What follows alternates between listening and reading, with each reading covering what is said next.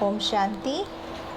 A very happy and blessed Guru Purnima to all of you. Let's understand the spiritual significance of Guru Purnima and learn how to develop our relationship with God as our Satguru. God is one who illumines the path of divinity. Purnima stands for the cool, full moonlight. The full moon stands for a mind with total illumination and purity. Even if there is a trace of the blemish in the mind, it will lead to darkness. It cannot give you total bliss. Acquiring mere textual knowledge is of no avail. What we have studied is only a fraction of the total knowledge. Yet, we feel very proud about it. Our worldly education is insignificant compared to the divine wisdom.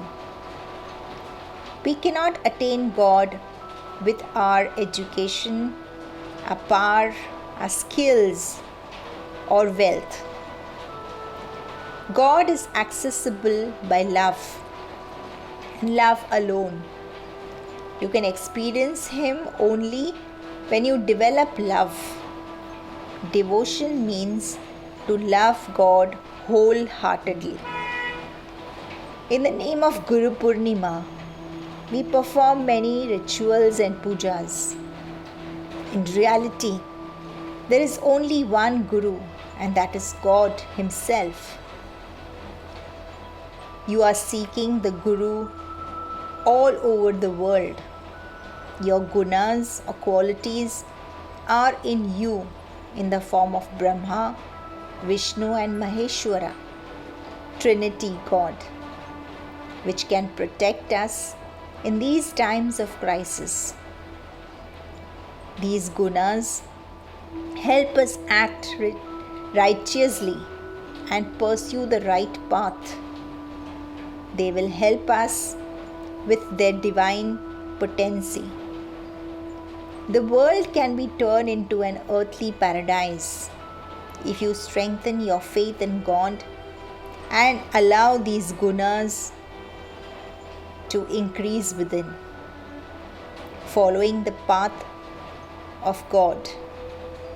You must have the courage and determination to face any kind of problems and difficulties, taking the help, power and blessings of the Satguru. God empowers and guides the questing souls. God grants mukti and jivan mukti and liberates souls from all the worldly bondages of sorrow. Since God is eternal, it is from Him that all knowledge has come, especially the revelation of spiritual truth. God's purpose is to give grace to all human beings by teaching them godly knowledge and the knowledge of dharma and righteous karma.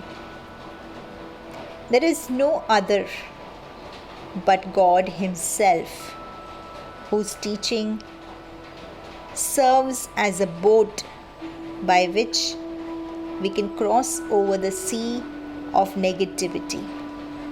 God teaches knowledge and dharma to those who take refuge in Him. The aspiring yogi can then feel safe and secured, for God will be his Guru, just as He has been for all the enlightened throughout the ages. God continues to be the ultimate Guru for questing souls. His mere presence or company is elevating, inspiring, and healing. His very company inspires illumination. Sat Guru, the true Guru, is God Himself.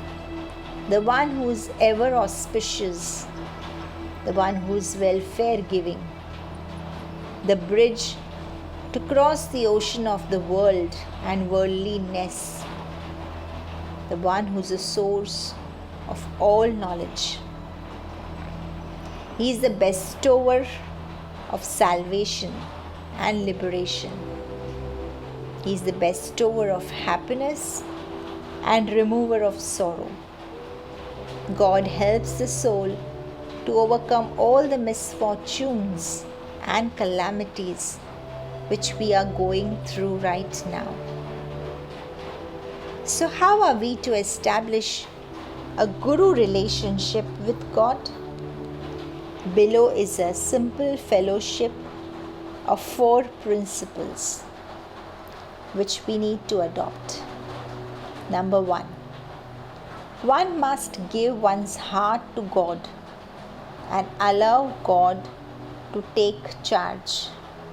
Pray sincerely from your heart. Interact genuinely with God, and thus one will obtain the guidance of the work of the Holy Spirit. Number 2, one must read God's words, fellowship about the truth, and practice the truth often. And one must fulfill one's duty well in order to repay God's love. Number 3, one must have the right motive in all the things. Accept God's scrutiny, not make plans for oneself, but obey God's arrangements. Number 4, one must seek the truth in all the things. Seek to love God more and more. And practice loving God in one's heart and allow God to rule in all our life, in all our matters and affairs. Thanks to the enlightenment and guidance of God, may we all establish good relationships with God, with our own self, with the world around. May our every action meet with God's acceptance. May God's will be done here on earth. Wishing you all an enlightening Guru Purnima once again. Om Shanti.